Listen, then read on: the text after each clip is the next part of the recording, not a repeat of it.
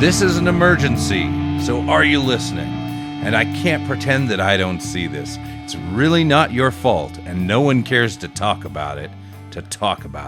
This is the Community Solutions Podcast. Jason Bradley, Andrew Richter from deep in the bowels of our underground lair, where we're sweating it out with the rest of the country in this blistering heat. It has to be the sun moving closer to the earth. It has to be global warming. It has to be the end of mankind. How you doing? Well, I got a question. If the sun moves closer to the earth, how do we fix global warming then? Is there a way we can push the sun? Send Al Gore up there to give it a kick in the old noggin? Fire a bunch of rockets at it, I guess, nuclear warheads straight at the sun. I don't know. There's an old Pink Floyd song called "Set the Controls for the Heart of the Sun." That would. Well, since NASA has claimed to land on Pluto or on another galaxy, maybe they can send something out there. Maybe just mildly hot right now, Jay. I think I've lost 13 pounds today.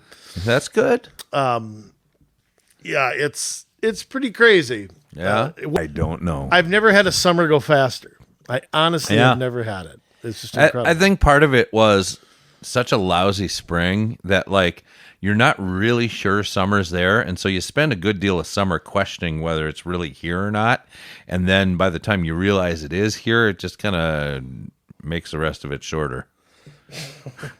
That's true. I mean, I think that's my case anyways. Well, didn't really believe it. Well, I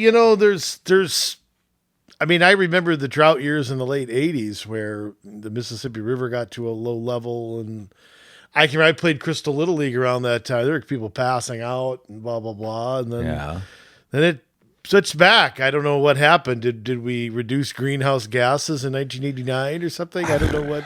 I don't know what happened. So, you got me. But Jay, do you know? You're going to guess the song, or you're just going to try? What was it again? Declaring an emergency. Is that the song? No. Emergency, is that the song? Okay, I got the song. That's right. the title. I mean, well, I still got it right. Who sang it? Let's see. It'd be the Cretan's Clearwater Revival. Cretan's Clearwater Isn't Revival. That what it's called? Cretan's? Credence. Credence? Yeah.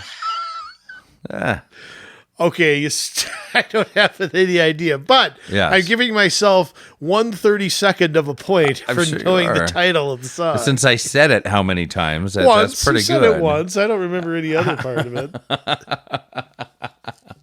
Yeah. I don't know. That's, yeah. Anyways, yes, the song is called Emergency. Woo! You got that right. You should have gotten that right. It is by a band called Paramore. Paramore? Yes. Okay, I remember them. You do? Yeah. Yes. We featured them once before on the show. This is the second time they've made the songs from the podcast playlist. Really? So, okay. yeah. What was the other one? It was called Pressure. Super Bowl Shuffle? No. Oh. No, we did feature that, but that's not by Paramore. Oh, okay. That's by The Fridge and yes. all them guys. That's right. Jay, can I enlighten you on something? Are you actually going to enlighten me, or is this going to be like a trick question? Well, I don't know how you want to put it. Do you know how many candidates, since it's primary day next week? Yes, it is. Do you know how many candidates are actually running for governor of Minnesota? Nope, haven't paid attention. I know about Wallsy Walls, and the doctor.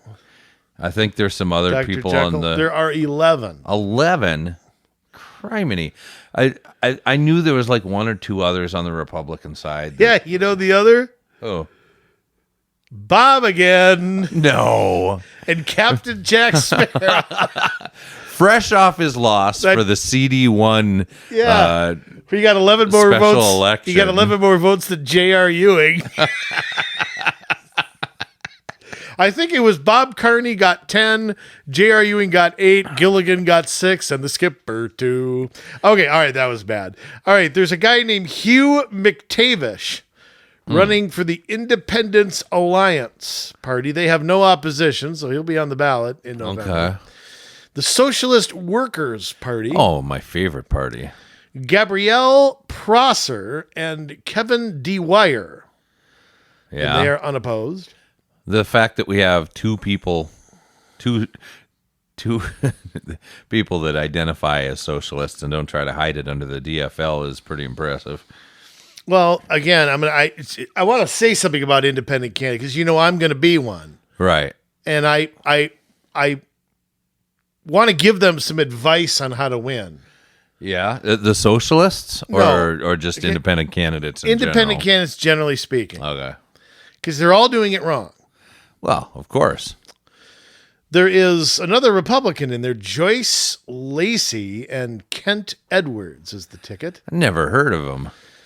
I think Joyce is a she, but I don't know. There is that another. was an M, like apostrophe EM. Oh, okay. Never heard of him. Oh, okay. Not him. Yes. Okay, got it. Like pork M beans. Okay. Yes. There's Ole Savior Oh, I've heard of him. and Julia Parker. I think Ole Savior. He ran. They run in DFL. I don't know. Yeah, he ran. I think 4 years ago. Yeah, he did. Yeah, we run. Now I'll tell you what, the grassroots legalized cannabis and the legal marijuana now have got some dogfights Oh yeah. because they each have 2 candidates running in the primary. So it'll be 10-7. We'll see Yeah. who does that. How Now- do you?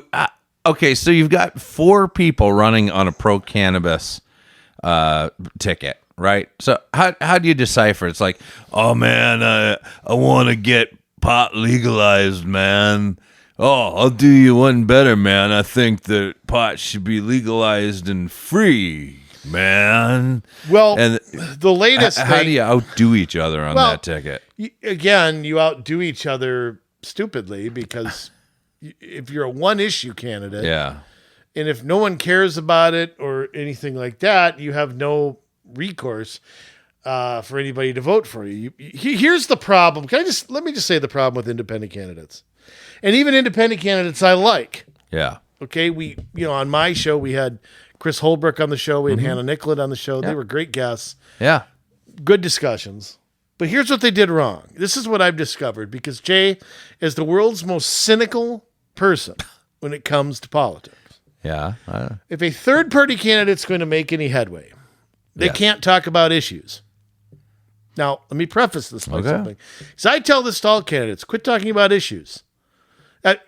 No one cares about them. Right. No one cares about your principles. No one cares if you're right. No one cares if you win an argument. No one cares if you're consistent. 9 out of 10 people can't recite any part of the Constitution to you. Yes. So to run around there and do a Ron Paul and try to, be right on everything, you will fail. You'll get the activists. Yeah, you get all 40. You'll get the 50 people who show up at a convention. It'll feel good at the rallies and the conventions. And then the teachers union over there will beat you 25-1. Useless. The only way a third party, and again, another thing you can't do is you can't go, well, I'm socially this and I'm fiscally this. Boom. That loses votes immediately. Mm-hmm. No one wants to hear it. You know how you do this, Jay? How? This is my master plan. I'll let you in on part of it. Okay. You have to campaign against the 2 parties. Yeah. You have to campaign that they have effed everything up. We keep electing one or the other, and everything keeps getting worse. They shut out other people. They shut out other voices. That is and again, whether you lean left or lean right, I mean, you and I lean right, but that doesn't mean that I approve of what parties are doing. Right. So, but this idea that you have to go out and be principled or be consistent or, you got to have the right answer when you're asked or, well, I'm consistent on everything. You know what that gets you? A pat on the back. Mm-hmm. There is no prize for being right in an election. No. So go back to Ross Perot. Yep. who got I millions of voted votes. for him. Okay, he got millions of votes. I couldn't tell you the first thing of what he was going to do. He had a plan. He would go, yeah, I got a plan. I got a chart right here. And it says that we're just all screwed up here. And we just got a problem. And we just got a big mess on our hands. He was right, but did he really? It's not like he outlined a budget or anything for anybody. I know. He basically went up there and said, these bozos suck. Yeah. Jesse Ventura did a lot of that. Jesse had his opinions, but he didn't care what way they fell. It was more, you got a Democrat and a Republican, and you put none of the above, and I bet sometimes none of the above might win. I mean, that was kind of the premise of his campaign. I can remember looking at the Star Tribune a few weeks before that election. Well, that's your first problem. Well, you got to remember 1998. Right. This is a different era. Right, a little better, but And you had Norm Coleman, who I like. Okay, I don't dislike Mr. Coleman. And this laundry list of blah, blah, blah, blah, blah, blah, blah, blah. Skip Humphrey, this laundry list of invest in the environment, and blah, blah, blah, blah, blah. right. Jesse Ventura, no plan, don't care. That was basically what he said. Yeah. It was great. He wasn't running on trying to beat. There's no prize for being detailed. Right. So, and there are so many people who hate me for saying this, but people vote based on emotion. If you can get people fired up and pissed off, okay, they'll damn well vote for they'll vote for the devil if they're mad enough. Well, So to me, my advice to you people is to stop trying to be right. Quit trying to have the right answer or be nobody cares. I know that sounds so terrible, but the reality is people aren't looking for you to lay out. This isn't a corporate board meeting where you're laying out plans for the next 5 years in detailed of where you're going to put something. yeah. Well, let's rephrase it this way. I mean, you have to know your stuff. You can't go up there like a big dumb dummy, but you will have to know how. Once you understand the issue, how are you going to translate that to the voter in a way that it matters to them? And especially not you pushing your issues, but when they bring it up to you, what are you going to say that is going to make them passionate about voting for you? And let me give you a great example. Let me give you a great example of that.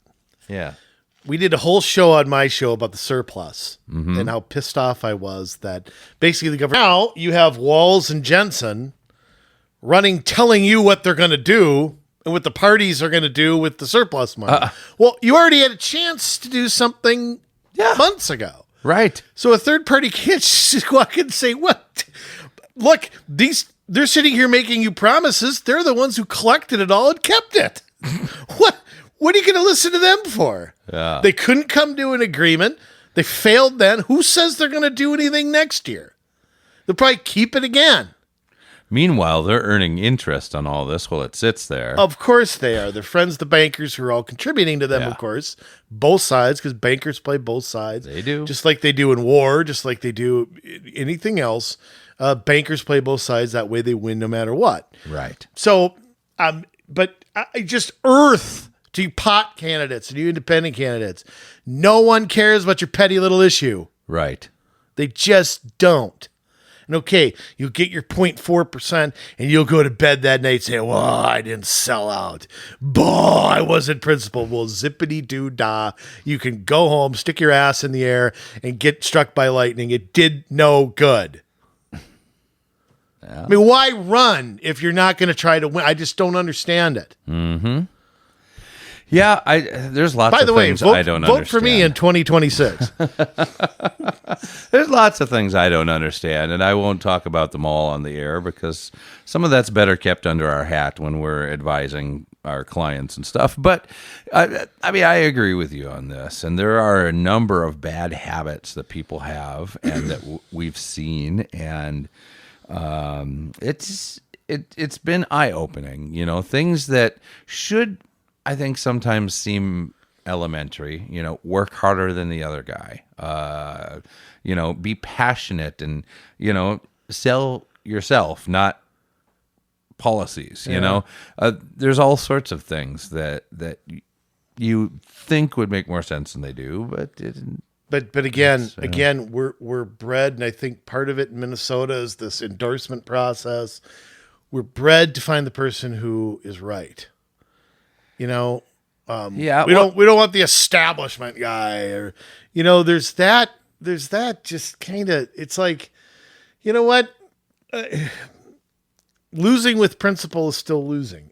I just always come back to that. And look, I also want to say something else too. I'm not saying say anything to win. I'm not saying that either. No, I'm saying you have to understand how most people, I hate saying this, aren't thinkers. Most people are feelers. That's what our society pushes nowadays. Feel good, feel bad, act like you care. That's what people seem to respond to more. Right. What's one of Joe Biden's biggest problems? The fact that he's age. The fact that he's aloof, he doesn't talk, he doesn't engage, he doesn't speak to people. I mean, but you watch a guy like Bernie Sanders, and he does do that. Yeah. Whatever you think of Mr. Sanders, he does do that. He's got that passion. He's got that following. He's got that energy.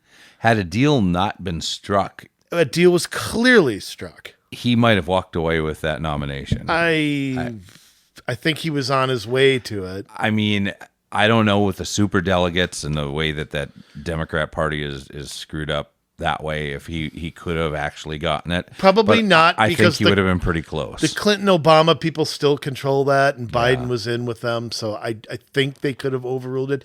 You also have to remember the way delegates were proportioned. Right. Sanders would win a primary with 25% of the vote, walk away with 12 delegates. Well, there's 750 super delegates. I mean, So you're probably right. I think if he'd have won like 40 states, it couldn't have been undone. Yeah. But it got to a point where you just knew it would end up Sanders and one other person. Right. That's where it was heading. Just like President Trump. It became Trump and one other person. It became Romney and some other person. It became Clinton and Obama. It became Bush and McCain. It always comes down to two people in the very end. So, but just some advice for you third-party candidates. And by the way, grassroots cannabis state auditor. That's the interesting thing, too. Because if you want to legalize marijuana, fine. That's a political issue, not an auditing issue. Yeah. So again, what's the candidate going to run on? Well, again... Man, look at all these numbers. Dude, pass them numbers over here, man. You got the calculator, brother? Let's fry that up. Number 9's like walking around and stuff. I don't know. Where's the ice cream? I'm hungry. Yeah, I don't know. I was going to start singing, but I won't. So again, I just go back to the third parties. Just please, no one cares what you really think. Quit reciting stats. Nobody listens to them. There's just nobody on the face of the earth who cares. Yeah. What you do, it won't work. But hey, you're principled. Mm-hmm. Wow. Well. End rant. Yeah. I mean, that was pretty bad. I kind of went on a deep end, but that's normal for me. That's all right. It could be worse. We could have been ranting about, I don't know what. It was a good topic. Well, Jay, the news doesn't get any better. No. By the way, put another log on the fire in here. Why don't you? I'll do that. Crank the boiler up. I'm sweating so much my man boobs are itching. I think I've got spots underneath. I've got a scratch here. Hold on. This is just training for when all the electricity goes out, because they've discontinued all the coal-fired power plants. That's right. That will be sitting around like this anyway. It'll be California everywhere. I'm acclimating my body. Jay. Yes. I don't want you to say anything about your body. No offense, but I'm kidding. It is a well-oiled machine. I saw some springs and stuff flying out. All right, Jay, what do you got for us this week? We got even worse news than normal. Oh, I'll tell you always. some dangerous news. It's dangerous. There's been talk in the news about President Biden signing an emergency climate order. Now, if he goes ahead to do and does this, this is bad news. And this really is not President Biden saying, you know what, I think I'm going to do this because instead, this is coming from the World Economic Forum, the Great Reset. It's coming from them to every country. It seems like in Europe, a bunch of African countries are involved, a bunch of, you got South America, you got Canada, you got the United States, everybody except like Russia, China, and to some degree India, who kind of flirts with it and doesn't do anything. It's the declining countries who are involved Right. in this, not the... Right, and something I may have to look this up and see where the podcast goes, but actually, the country I believe with the highest ESG scores right now, for those of you that haven't heard some of our prior podcasts about that, that's environmental, governmental, and social scores that you get as countries, as companies, as individuals, and you're rated on that, and that can affect your investments. That can yes, it can in fact. I want to say my score is negative. Yeah, I just want you to know that. affect your ability to get financing, to get work, all of this. It all feeds together. And Sri Lanka, a small island country over in the Indian Ocean by India, actually has the highest, and it's going through... It employed modern monetary theory, where it's just printing money. It's not about having any kind of a backing, and you just, it's all right, we'll just print it.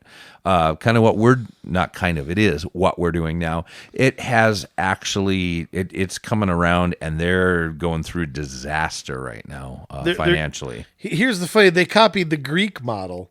That was the Greek model about 10 years ago. Right. and I wonder if that's something that they were, because even though we didn't know about it back then, they were beginning to be implemented, and these kinds of policies were being pushed by places like the World Economic Forum. And so I wonder if we were to go back and look, and I've thought about this, would Greece really, we didn't know how to diagnose it at the time, but I wonder if that's what happened. Possibly. Were they part of the European Union? I think so. Turkey is not. I believe Greece is. Okay, because I think that was the beginning of the Brexit. It was the beginning of the... You got to remember, when all these countries banded together, they to a point lost their individualism. Right. And to a point, I think they kind of stopped... I think they kind of thought, okay, we'll get bailed out by somebody if we screw up, blah, blah, blah. And I think the opposite thing happened. But I think, if you want a disaster, go back to 2011 and buy some Greek bonds. Mm-hmm. I mean, that's... Exactly. Yeah, that's pretty... I mean, if you look at it, here's the thing I just don't get. And we still have denialists here in this country. Listen to our Treasury Secretary, your girlfriend, Jay. Janet Old Yeller. If you listen to her, she still denies that inflation's going on. Yeah. We've had 2 negative quarters, and they won't say the word recession. No. And Wikipedia, by the way, not Wikipedia, but the whitehouse.gov went through and changed the definition of a recession. Of course they did. Of course they did. Yes. Because there were pictures before and afters.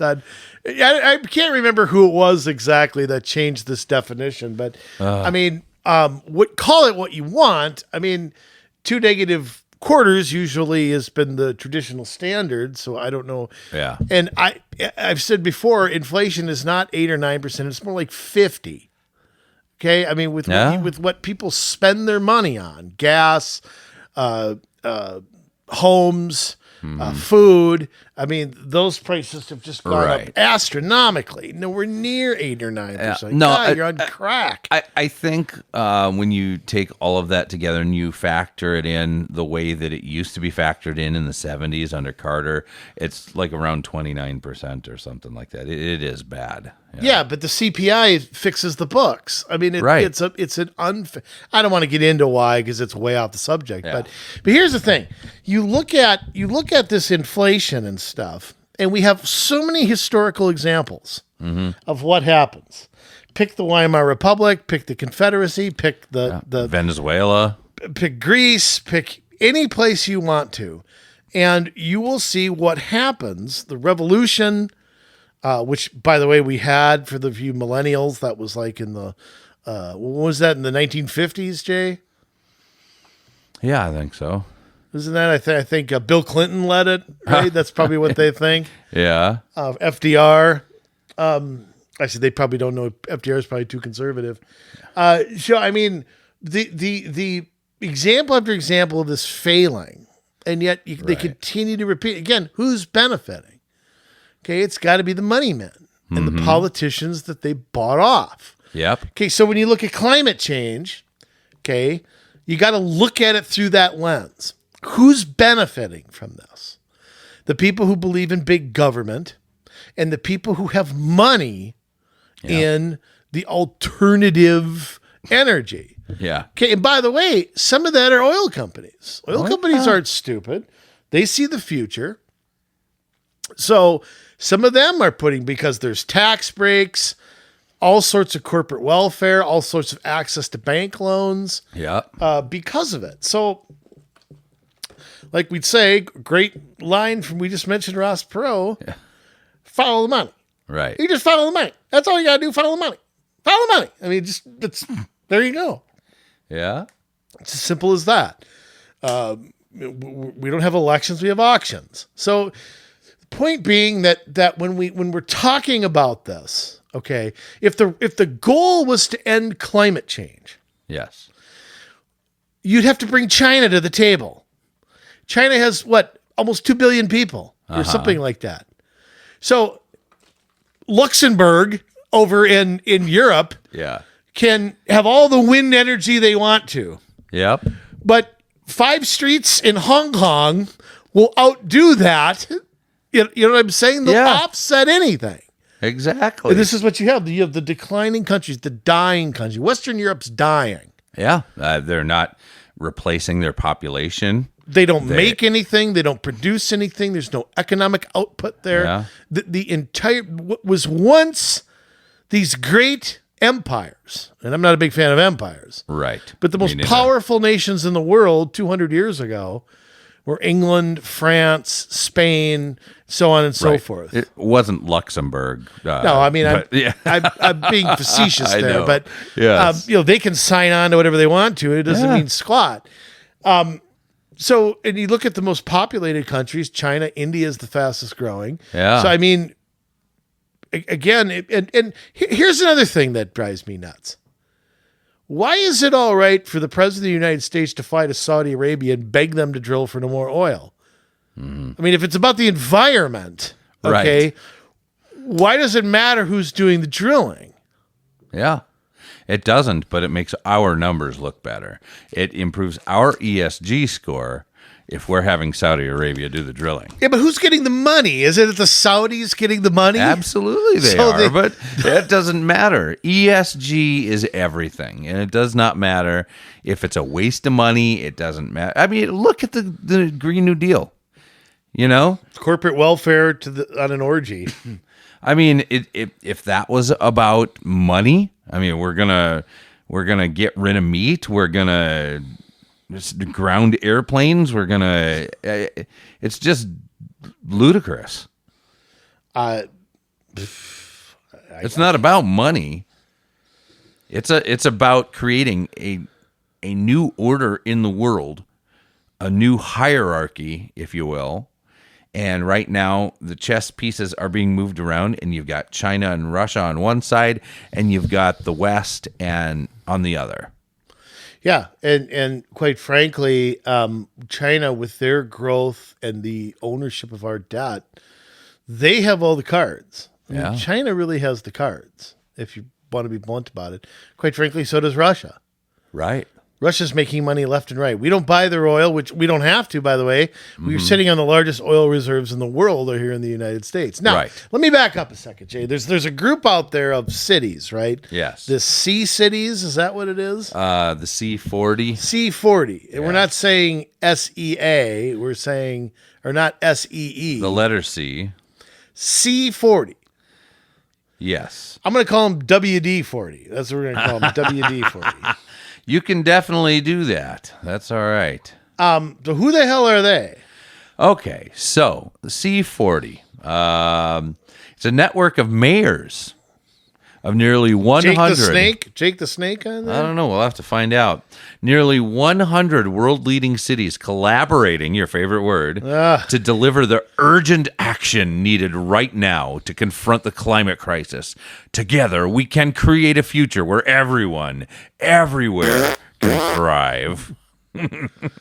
Their mission is to halve, HALVE, cut in half, the emissions of its member cities within a decade, while improving equity, building resilience, and creating the conditions for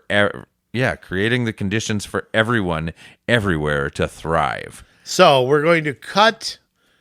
I mean, oil basically is the engine of our economy, fossil fuels. We're going to cut that in half, but then we're all going to thrive when we do it. Exactly. You know, I don't know if I hate the word collaboration or sustainability more. Yeah, I am pretty torn right there. I like words. But I want to make. In fact, when I was on the planning commission in Crystal, somebody talking said the word sustainable. I almost made a motion to remove that word from the English language. I think Kolb would have seconded it, but I didn't put it forward. So funny. Yeah, it says here mayors of C40 cities are on the leading edge of climate action and are deploying a science-based and collaborative approach to help the world limit global heating to 1.5 degrees Celsius. No, it's 1.31 gigawatts. Or what is it? 1 point what? Isn't it 1.21? I think it's 31. 1.21 gigawatts. Maybe you're right. Great Scott! And build healthy, equitable, and resilient communities. Language we've heard before out of plagiarism. Yeah. This is an F on a college paper. Yep. ICLEI, ICL. Name your group. Name your group, and we hear it from every damn place. But here's the thing: C40 member cities earn their membership through action. Oh boy! So that means the cities that are a part of this thing. That's not equitable if you can't just join. That's true. Could be racist too. Yeah. What if a city with black people What if Baltimore wants to join? Yeah, I don't know. Maybe they have. I guess I don't think so. DC, I'm sure, is on there, but yeah, I'm sure that they are. San Francisco. And I should say the website that we're looking at is the letter C 40, like the numbers 40, c40.org. So that's good news for everybody. Good news.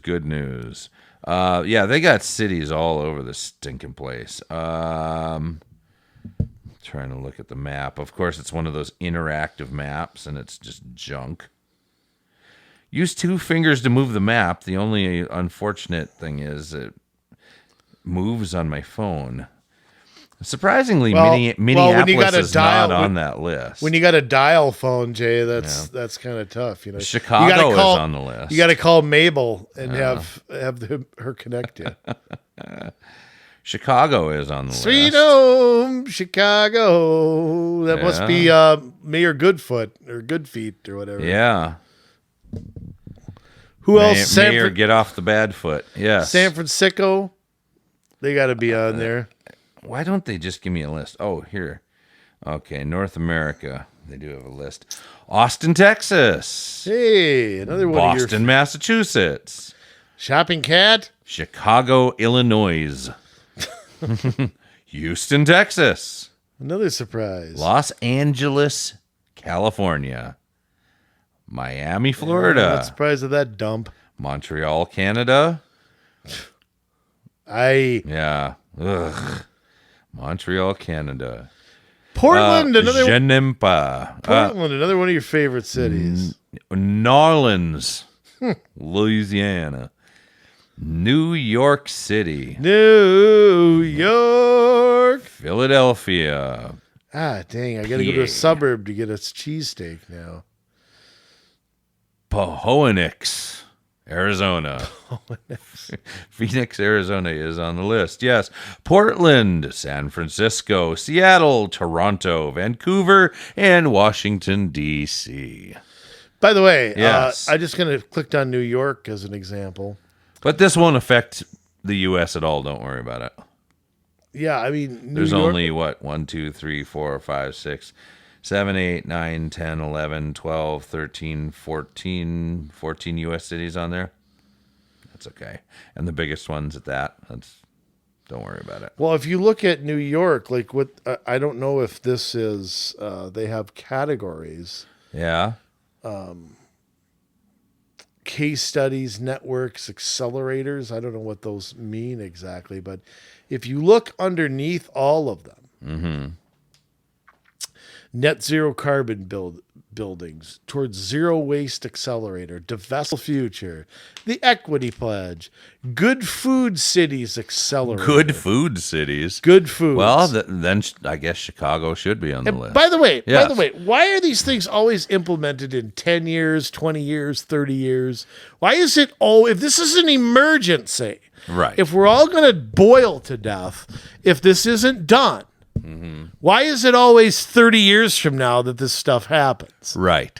That's another part I don't understand. I mean, These people can't tell us if it's going to rain tomorrow, and yet in 30 Yeah, years we're I mean- all going to fry. but the point is Yeah. I mean, if we're all going to die if we don't get off fossil fuels, even though Russia, China, and India and Saudi Arabia can use whatever they want to, how is it then that the world hasn't exploded already? Yeah. I don't know. The caribou, how come they're not all dead? No, they're running around pump lines humping them because it's giving off heat. Right? I mean, the opposite of what these environmentalists said would happen is what happened. Now, Jay, how does this relate? Back up to Biden for a minute. Okay. So, in declaring an emergency over this, because Biden can squawk all he wants to, these cities, these handful of big cities can do what they want. None of it'll work. I don't know how New York is going to work towards zero emissions in a city of 9 million people. Yeah. I have no idea how that's possible. You can't even keep a murderer in jail for 30 seconds. Yeah, I mean, they've got a bus system, subway systems. What do you think that's run on? Anyway, Yeah. and don't give me electric either because that's all charged up by fossil fuels. Absolutely. it So- is. Maybe they should have solar subways, huh? Yeah, they got major. How many major airports do they have too? I don't know. It's New York has 2 of them. Kennedy, and what's the other one? Uh, I have it on the tip of my tongue. Yeah. I can't think of it. Chicago has 2 of Yeah, them. O'Hare and Midway. Yeah. I've flown out of both. Yes, I mean it's hilarious that I guess that's federal, right? It's under Right. FTAs. That doesn't count. Right. But go back to Biden for a minute, because I think that there's a long history of these national emergencies of where a president of the United States, and we've gone through this with governors and so on and so forth, can declare an emergency. And in the old days, an emergency was, a disaster, something like that. Maybe it was a war. But now national emergencies are just declared for anything, for any length of time, whether that's pandemic, trade, somebody's issue they can't get through Congress. Yeah. We've heard healthcare be considered for a national emergency. We've heard racism possibly being declared a national emergency. Yeah. I mean, the 1976 National Emergencies Act really expanded the authority of the President of the United States to do this. And what would just let me ask this question here. What would doing that allow the president to do? And by the way, Yes. since 1976, every single president has declared at least 2 national emergencies. Yes. There's been a total of 60. 31 of them are still in effect.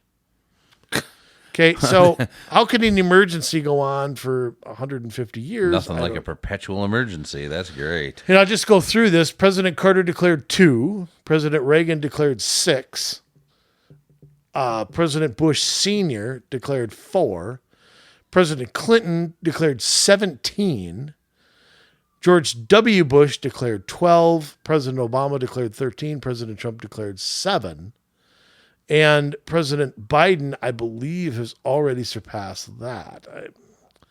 He wasn't on this summary page, but Yeah. he has declared 1, 2, 3, 4, 5, 6 in a year and a half. Well, the one doesn't count because it's like out of ice cream. He called it an emergency, and little do you know, he just had to send a Secret Service agent over to Baskin Robbins. All right, well, he runs out of vanilla. I guess, that's an emergency. But anyhow. Yes. So, by the way, let me get back here. What would that do? What would it give the president the authority to do? Pretty much whatever he wants. I mean, it's really vague, and it's really a huge power grab. I mean, it's supposed to be for actual emergencies. We don't do that anymore. I still don't like it. Yeah. But, now anything can be an emergency. Racism, the climate, you name it. And so we put these emergencies in there. As some of them early on had to deal with Iran and things like that. George W. Bush signed some after 9/11. Yeah. Freezing assets to governments that support terrorism and things like that. There was some executive action there. Some of them have been natural disaster. Hurricane Katrina was one. But I want to tell you what specifically President Biden supposedly can do. Okay. There are 5 key executive actions that he can take. Listen to this. Halting crude oil exports. So he can halt oil.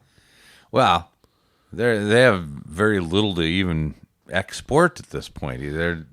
He's been halting their production. True, but they do. Remember, we're sitting on the largest oil reserves. He's out there releasing our strategic defenses. Yeah. Which are at the lowest level they've ever been. Absolutely they are. But just think, halting an export. Stop and think about this president. This is a president who has let anything come across our border. Whether it's drugs, human trafficking, people, whatever, anything come across the border. Yes, indeed. And yet, he will halt the export of a product that people work on, people's jobs depend on, not just the people who drill for oil. Right. The railroads, there's a lot that goes into that. Absolutely. That would cause a world price increase because you're affecting supply. Yeah. When you do that, we've already seen the chicanery that can cause. Number 2, suspend offshore oil and gas drilling. Number 3, restrict international trade in fossil fuels. He actually quite can't do that. He can restrict the United States' role in trade. Right. He can't tell France and that they can't Guam trade with Guam. Yeah, exactly. Order the construction of renewable energy systems in climate vulnerable communities. What is that? Is that where it's hotter?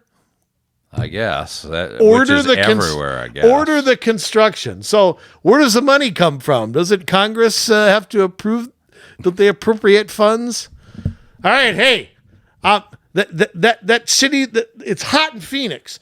I'm ordering the construction of 39 windmills that are going to blow wind into people's houses so they shut off their air conditioner. And you're getting this off of where? Greenwire? No, Al Jazeera. This is Old the Al Jazeera, one, which will okay. put me on a watch list. But Yeah. Al Jazeera is doing a better job of covering this than our media is. And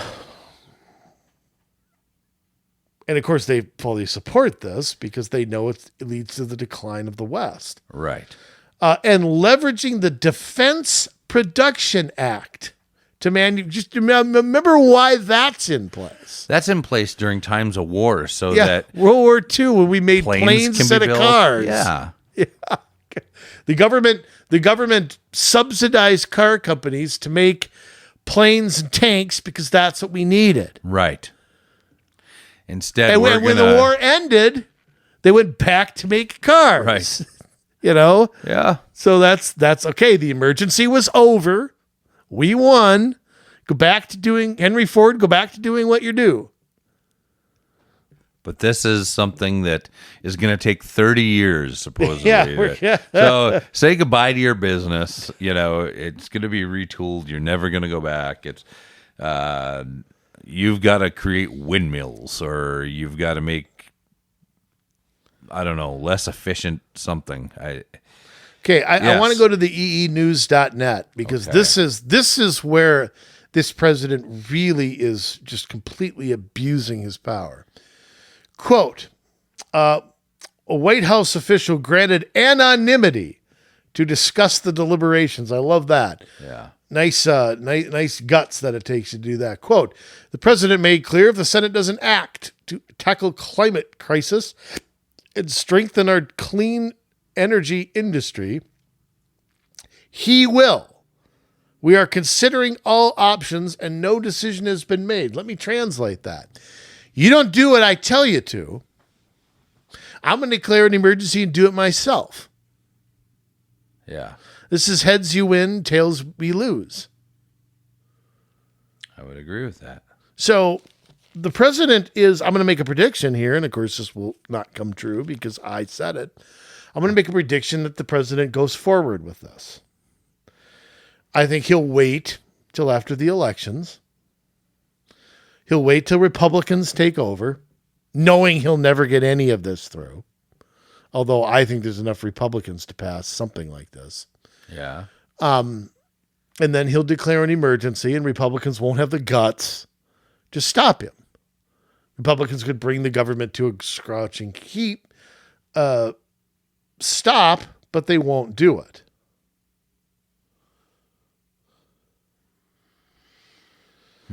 So that's my prediction. Okay. January it happens. Climate is an emergency. In the middle of frickin' winter, it's negative degrees, the president will declare an emergency. Right. So what does that look like then? I mean, in our cities, because again, we've got what will be the biggest cities in America that are already on board with this because they're part of C40. And Well, and keep in mind, this isn't just C40. I mean, this is World Economic Forum. This is every group, Cool Counties. This is the World Mayor Summit. All they do is talk about using climate change to grow government. it's all trickle down. I mean, all of it is. I would argue in these cities, this stuff's already started. Right. And, of course, these are the cities everybody's abandoning. They're getting out of them as fast as they can. Which says, Well, at least some. Houston might be growing. I don't know. Houston, maybe. Austin might be growing. I mean, Texas itself is growing. Texas is growing everywhere, but it's funny, the reasons that they're growing are because they have a strong economy, low taxes, blah, blah, blah, yet these local governments are taking the opposite approach to all this, which is funny. Yeah. But, I mean, like if we look at this group, I mean, what do they do? And so this is what cities have to be aware of and watching for some of this stuff. They want to raise the climate ambition. They have 1.5 degrees Celsius climate action plans, high impact accelerators, inclusive and thriving cities. They have a knowledge inclusive system. cities. Oh, I know. Well, this is what they say about that. Implement that in China. Here's what they say: there is no climate justice without social justice. Though the climate crisis affects us all, the burden of climate breakdown is disproportionately borne by our most underserved, marginalized communities and worsens widespread inequality. How does it do that? Well, you see, the richest 10% of the global population account for more than 50% of cumulative emissions to date. And the poorest half of the population are responsible for just 7% of them. Yet they are the ones who are hit the hardest by the impacts of the climate crisis. Actually, they're Prove not. it. Actually, they're not. Yeah. They're not hit at all. Yeah. Temperature goes up 1 degree. How are they hit by that? Right. It's the people with money that will get hit, if that's really the truth. Yeah.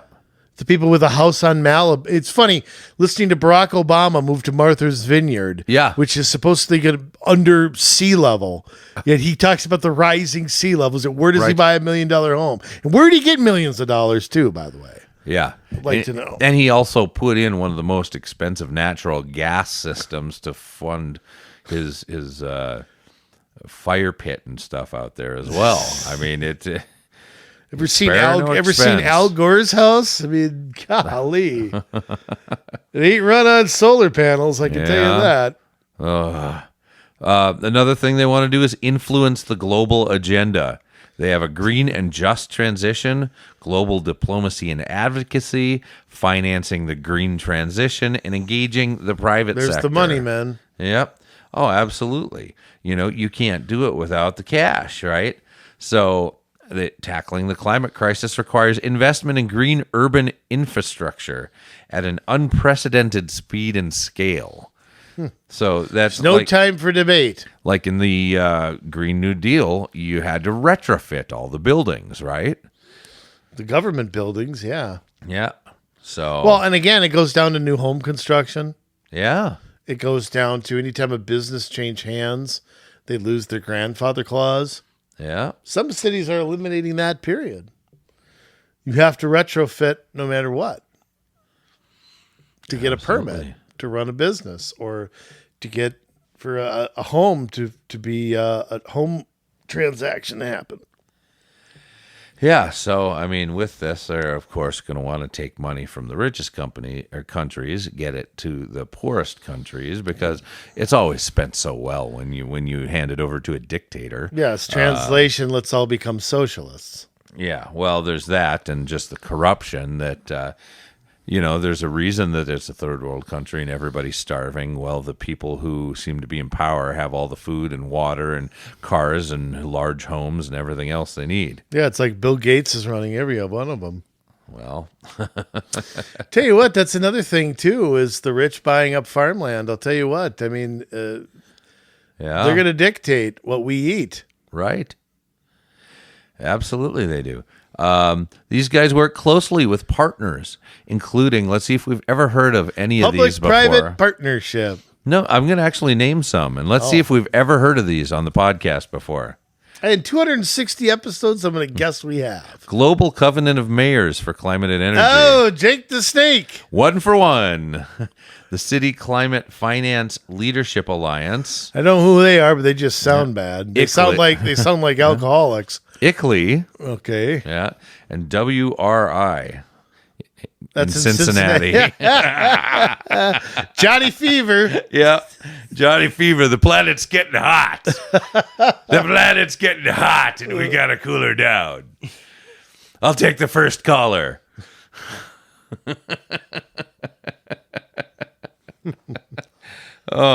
So anyways, so that's part of what they do. They also are trying to build a movement, and they do that through the Global Green New Deal. The Global Youth and Mayors Forum. Why are they tying youth and mayors together? That's what I'd like to know. And mold future mayors to Yeah. get in their heads and so that they Yeah. become activists Absolutely. and run for office. And cities race to zero. Well, that's exactly where they'll be. Instead of being zero emissions, though, it's going to be zero money. Yeah, they're all trying to play golf. They want the lowest score. Zero ownership, zero big fat zeros. Okay, that's what that's going to be. But it's again, it's about creating a movement so that you can brainwash people into the way that you want to do things. And then when you go to implement this stupid stuff, oh, that sounds like a great deal because I heard Mayor Billabong from Sydney talk about it. And Yeah, the mayor of Jerkwater, USA. I'll tell you what, though. Yeah. You've got, again, the way we always see this, though, in local is through grant money. That's how Complete Streets got in there. That's how some of this other stuff got. They dangle things in front of you. It's how roundabouts came out. Okay, I'll tell you what. We want to put in a round and we'll pay for it. Okay, so the city's got free money, and they give a one-sided argument with no counterbalance. This is the same thing they do with ranked choice voting. It's the same thing they do with Tobacco 21.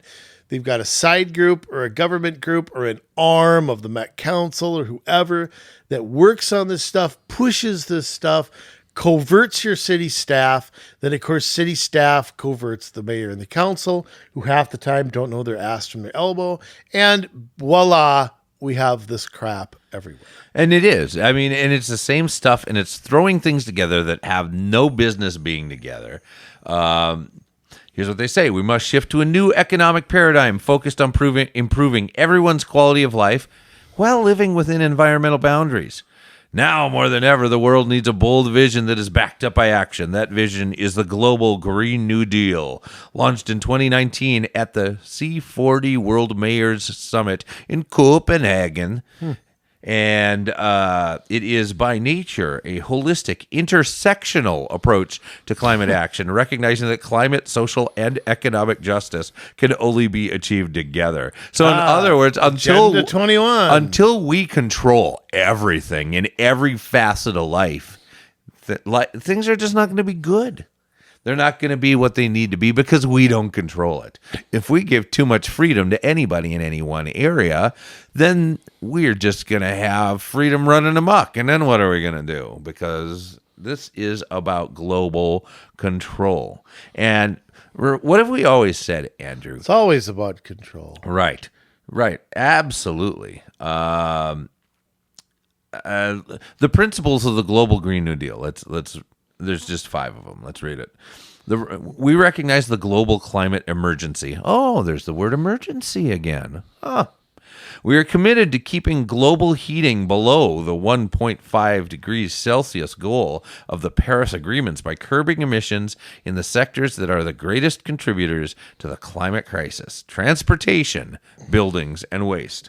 We are committed to putting inclusive climate action at the center of all urban decision-making to create thriving and equitable communities for everyone. And if we have talked about this ad nauseum, that they're taking the sub out of suburban, they're making everything urban.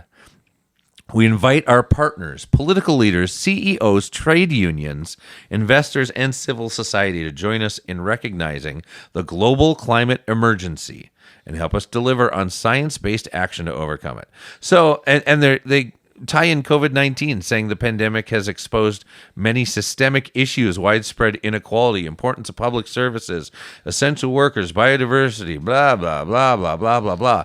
And so Yeah, you know what it's exposed? That the rules only apply to the little people. Right. Bill Gates wasn't banned. No, they got their mansions and their private security and the people who deliver them food, and they don't have to get off their ass and go to work every day. Okay? Who had to do that were the rest of us.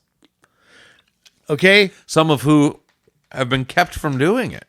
Yeah, and some of whom did it and throughout the whole thing as well. Yeah. They were told your job's essential, your job's not. Yep. So what are you talking about? Yes, it did. I hate them all. But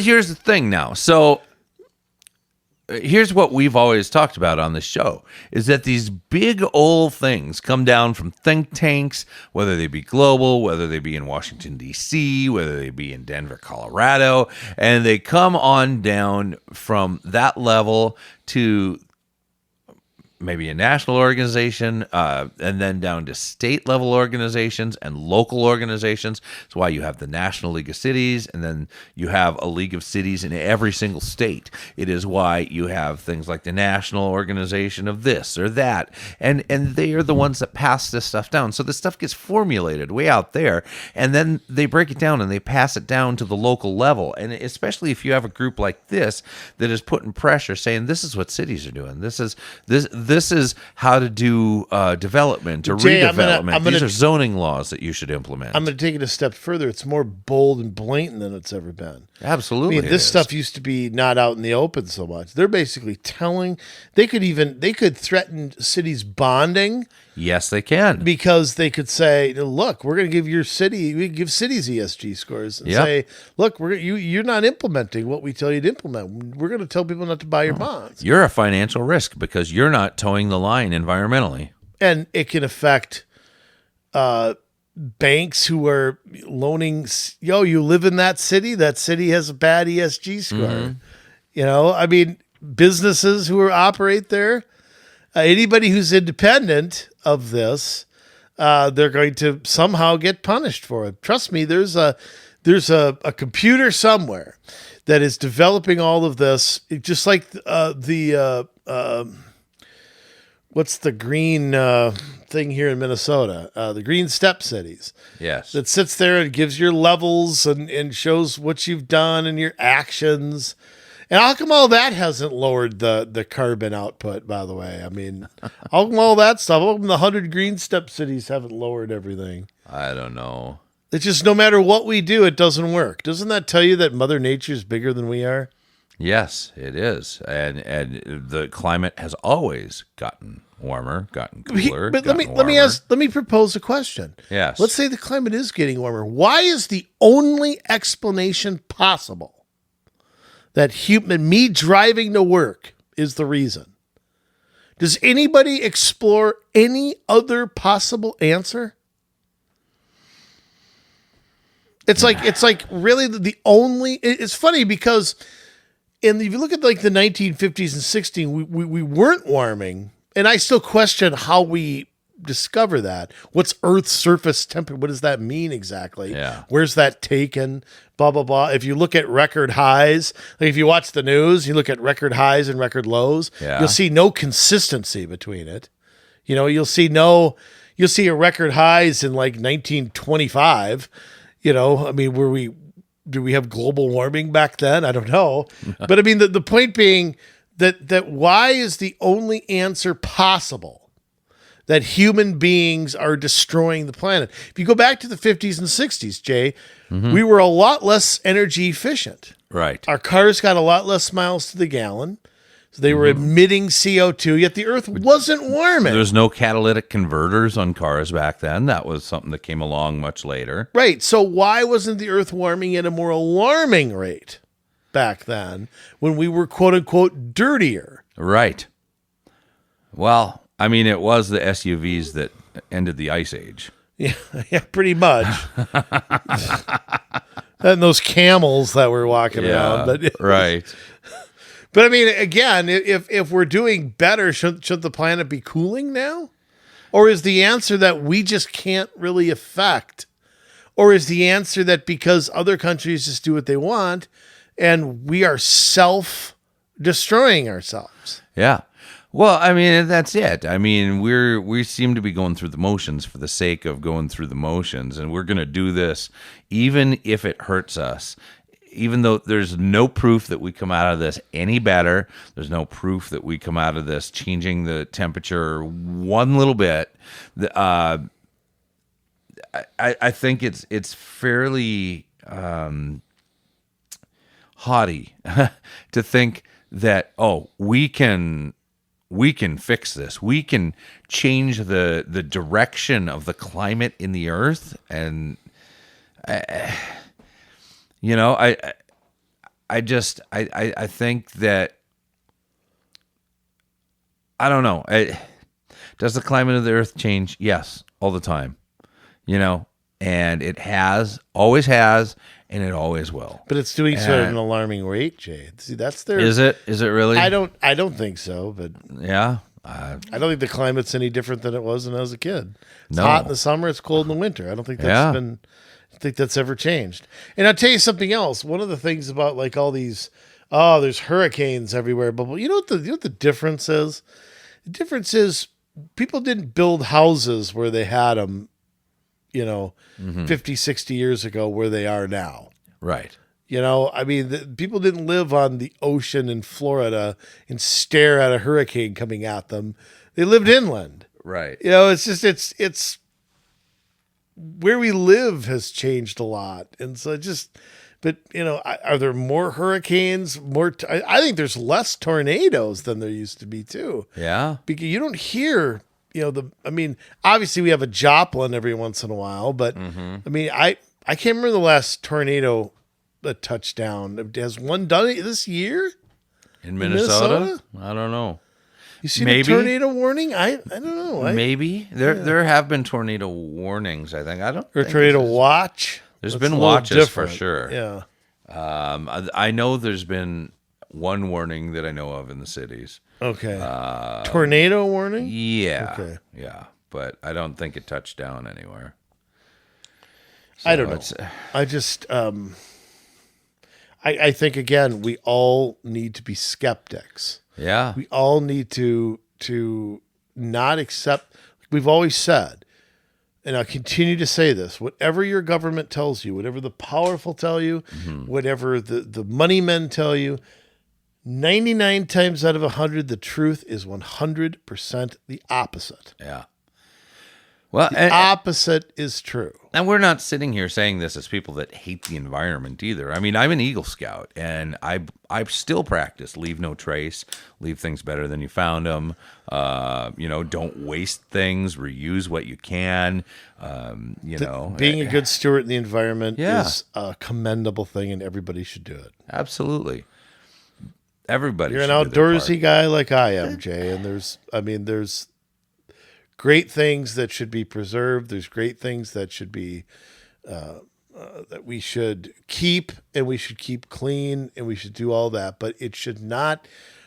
We can't go back to the days of the horse and buggy. It's not going to happen. By the way, horses aren't the cleanest things either. It's Yeah. just. I mean, that's not going to happen. It'll never happen. You can't do something by taking it backwards. Right. It just nothing goes backwards. All you can do is go forward.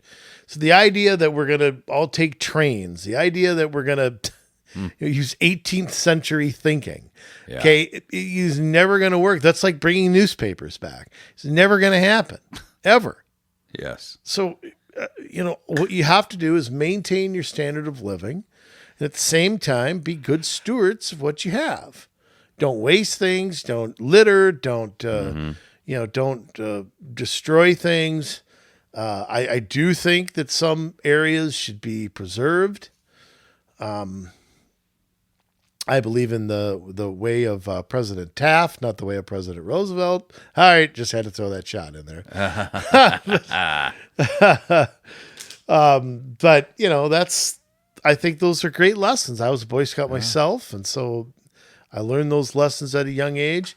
My grandfather, my dad, my uncles taught me the same thing, and I continue to practice those. But I am not lowering my standard of living one iota. Right. I refuse. Well, you may not have a choice, but we'll see. There are some states that are starting to do some things, and I hope that more of them do. West Virginia actually just, I think, passed this. Penalizes major companies for embracing ESG principles. The state treasurer of West Virginia formally barred his state, this is as of July 29th in the National Law Review. He barred his state from conducting business with 5 major financial institutions because, according to him, each financial institution has published written environmental or social policies categorically limiting commercial relations with energy companies engaged in certain coal mining, extraction, or utilization activities. These policies explicitly limit commercial engagement with an entire energy sector based on substantive environmental and social policies. And those companies are Goldman Sachs, BlackRock, JP Morgan and Chase, JP Morgan Chase, Morgan Stanley, and Wells Fargo. And so they are engaged in boycotts of fossil fuel companies, according to the new state law, and are no longer eligible to enter into state banking contracts with his office. So all of the pensions, all of that, they don't get a slice of any of that, and they're losing millions upon millions of dollars. Take Governor DeSantis to attacking Disney. Yeah. Getting rid of their favors down there in Florida. Yeah. Well, West Virginia, maybe the reddest of all states, but didn't used to be that. There was a time when the coal miners were union guys who voted for Robert Byrd. Right. That wasn't that long ago either. So it's changed a lot in that state. It has. Well, although we'll see how much of this comes to fruition now that Manchin folded like a cheap suit. Oh, did he? I didn't see. It's anything. What is it called? It's the Build Back Gooder. It is that, but they changed the name on it, and I just guess took some stuff out of it. We'll have to maybe look in to see what they actually took out of it. But I don't know. I don't want to look it up. I'm sorry, I don't. Okay. It's just too painful. Yes. Does anybody, like I've said before, Earth to Democrats, this election year's gone. You have no chance. The Republicans are, and you can screw up anything. But I'm going to tell you something. Republicans better not waste this opportunity that they're going to have, because they're going to win by default, not because of anything they're doing. And something better happen. Yeah. I don't have a lot of confidence anything will. I think unfortunately. it's 2 years of pissing around, I think, is what we're going to get. But I do think you're going to see even more executive action than ever before in 2023. I think so too, because he will not be able to get anything through Congress, and so he's just gonna do it. Well, and again, I mean, there are ways to go about this, and if Republicans want to fight it, they have to freeze the president's agenda. They have to pass laws amending this emergency order. I mean, that's another thing you don't hear. If emergency powers are getting abused, where's the proposed legislation to change them? Yeah. Won't see that anywhere. I'm just putting that out. I mean, attach it to every single bill. Yeah. Every bill has that on there. President doesn't have a line item veto. No, he does not. He wants something, every single bill gets put with an amendment to that act or an outright repeal of it. And I don't understand Congress's thinking. I don't understand. Forget Democrat and Republican for a minute. Do they want the next Republican president to have the ability to declare anything they want to? They don't care. They should care. This is what I would tell a Democrat. Look at what happened when you ended cloture with Supreme Court nominees. Yeah. What happened? What did President Trump do? He got in there, put 3 nominees in your face, and put them all in office. Right. Now what's happened? Okay? Yeah, now they want to stack the court. Fine. Republicans will stack it more. Yeah. That'll be pretty soon the Supreme Court will have 139 people. Okay? So, I mean, there are long-term effects to short-term gains. And I would say to somebody, look, do you want one person to be able? I mean, Democrats went nuts when President Trump declared the border. We're literally getting invaded. Yeah. It's like, okay, no more. We're going to stop it right now. I'm not going to let you debate for 2 years. You've done it for 30 and you haven't done squat. Right. So we're to declare it an emergency. And whether you want to say it's right or wrong, I mean, everybody seems to love it if their guy is in charge. And you have to see the long view in this. So, I mean, if I were the Republicans, I attach it to everything I can think of. I say it 150,000 times to the point where even the mainstream media can't. Because, of course, the mainstream media, there's a blackout on coverage of this stuff. Oh, yeah. You will not turn on CNN or anything like this.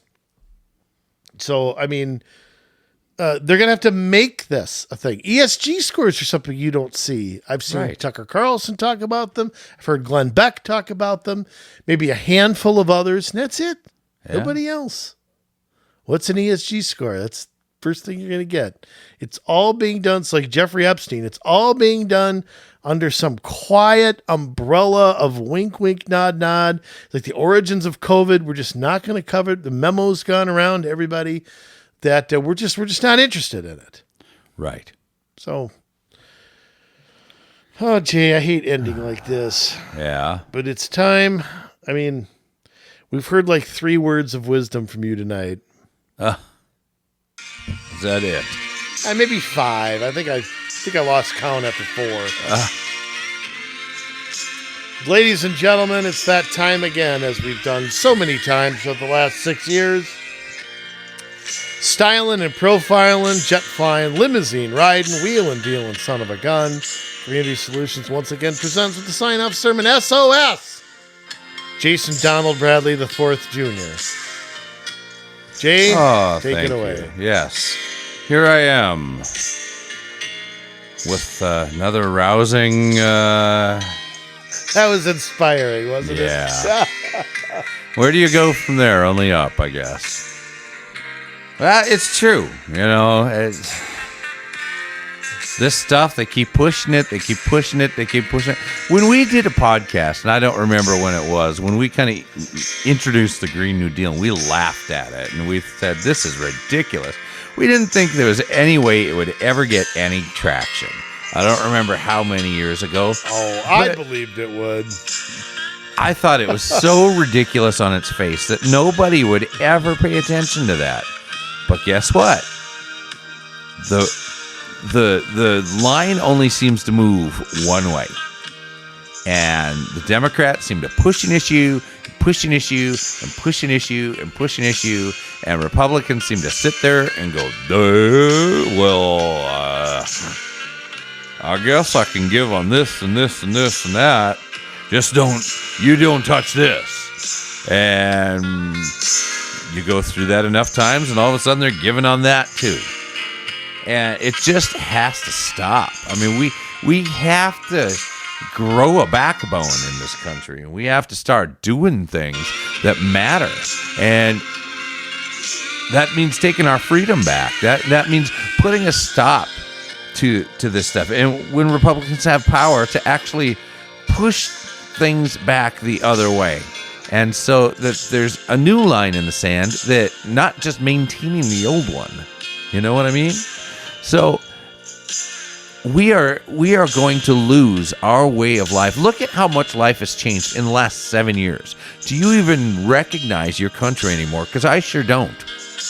I see all of this stuff going on, and I thought, oh, nobody is ever going to be dumb enough to accept that. And guess what? Here we are, where it's almost like this is just the way things are. This is the way things are now. And what do you mean you don't believe this? What do you mean you don't accept this? What do you mean that you're not going to promote this? People cannot believe all of this stuff. But yet, I have to believe it's just they don't have the backbone to defend it. To defend what's right.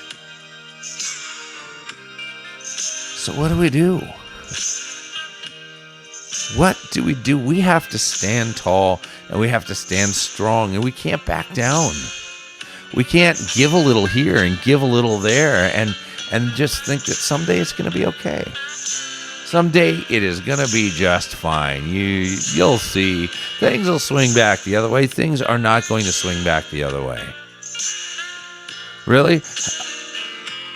How long did it take us to get rid of the income tax? Oh, that's right, we still got it. How long did it take us to get rid of the Federal Reserve? Oh yeah, that's right, we still got it.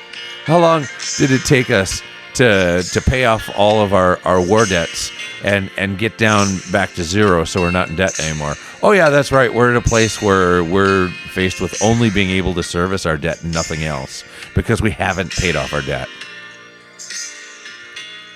We don't ever go back once we take these steps because we don't have people that are willing to fight for it. We need people of principle to stand up. And I know at the beginning of the show we talked about not leading with your principles is really what we meant. Yeah, you got to have principles. You got to do the right thing, because if you don't do what you say you're going to do, people won't vote for you again. Well, maybe they will in this country. But, you know, there's a difference between campaigning on having to be right and doing the right thing once you have the power to do it. I mean, that's really where we're headed here. Once you have the power to do the right thing, you better do it. That is why you're there, so that you can turn back the tide of evil, so that you can put a fork in the eye of that big old debt monster that is growing in every city, in every county, in our nation, so that we can get rid of some of these green initiatives and the DIY, the diversity, inclusion, equity, DIE, or diversity. Maybe it's not die. It should be. It should die a slow and painful death. The diversity, equity, and inclusion, DEI, programs that are being put in everywhere that really just force people of a certain persuasion out of the public square. This is the kind of stuff we're facing. We really are on the ropes if we don't step up and do something now. That's it. This is the time. It's now or never. Speak now or forever hold your peace. So that's our option. What you gonna do? What you gonna do when diversity, equity, and inclusion runs wild on you? Nothing, because you're going to already have given up your ground. But it's not yet too late. There are elections coming up, and there are good people running in a lot of places at the local level. There are good people that are running. And depending on when this comes out, you may or may not have time to still throw your hat in the ring. We are in the middle of, as we record this today, a 2-week stint to throw your name in the hat, to run for office. If you do not have a primary election, school boards, a lot of cities. This is your opportunity to have your voice heard. And the only time you can complain all you want, but if you're not in a position to govern, it does not do you much good. So you better decide fast. So talk to us. If you're interested at all, get a hold of us at commsolutionsmn@gmail.com. That is commsolutionsmn@gmail.com. We would love to talk with you, love to be able to help you put together a great campaign. It's what we do. And so I just want to thank you for listening to the show. It means a lot. We love that when you guys contact us, when you have questions, when you have ideas, when you to hear your 2 cents on podcasts and all of it. So we're very grateful that you continue to listen to us and spread the podcast around, and we watch the numbers grow, and it's awesome. So, all right, enough of my babbling. There's a lot to do, and we got a very short time to do it. So we love you, Minnesota, but now it's your turn to get to work.